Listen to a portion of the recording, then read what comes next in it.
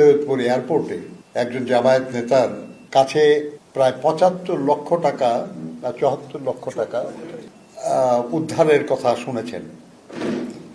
খুব ইন্টারেস্টিং কিছু বিষয়।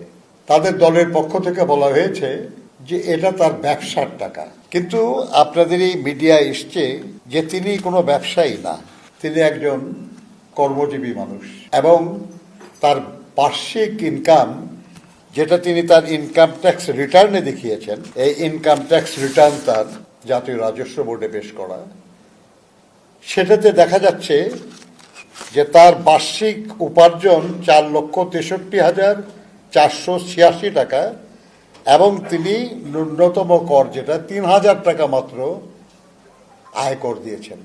কাছে একদিকে তিনি ব্যবসায়ীও নন, অন্যদিকে তার উপার্জনও এমন না যে তার কাছে এত টাকা ভ্রমণের সময় থাকতে পারে।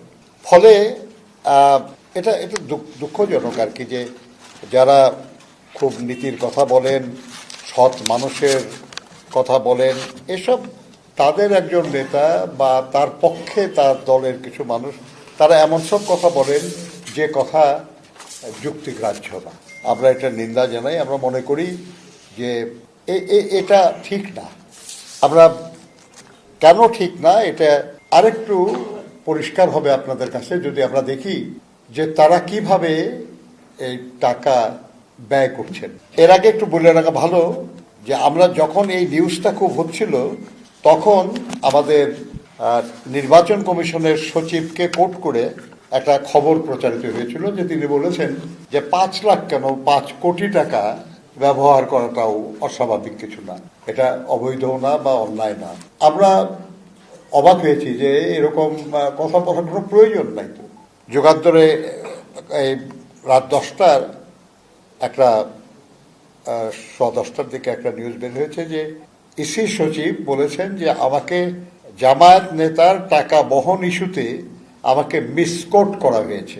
আমরা নির্বাচন কমিশনে গিয়েছিলাম, আরো কিছু বিষয় ছিল আলোচনার জন্য। সেখানে তিনি স্পষ্ট করে বলেছেন যে আমি কখনো এরকম কোনো কথা বলি নাই, বরঞ্চ পত্রিকায় আমাকে কোট করে এসব কথা বলার পরে আমি সাংবাদিকদের সামনে গেছি এবং তাদেরকে আমি বলেছি যে কেন আমাকে মিসকোট করে আপনারা এসব কথা বললেন। এরপরে তার সঙ্গে কথা বলার শেষে আমি সেখানে যারা সাংবাদিক ছিলেন তাদেরকে আমি এটা জানিয়েছি যে আপনাদের পত্রিকায় ছাপা হলো, টিভি স্ক্রলে প্রচার হলো যে উনি এই কথা বলেছেন, কিন্তু উনি চিফ ইলেকশন কমিশনার এবং আরেকজন কমিশনারের সামনে বললেন যে উনি এরকম কথা কখনো বলেন নাই, বরঞ্চ সেই কথায় অসন্তুষ্ট হয়ে তিনি আপনাদেরকে জানিয়েছেন যে এমন কোনো কথা তিনি বলেন নাই। তো এটা কোনটা সত্য, এই দুটার একটা তো আমরা পার্টি না, আমরা জানি না। তো আপনারাই ঠিক করেন যে কোনটা ঠিক।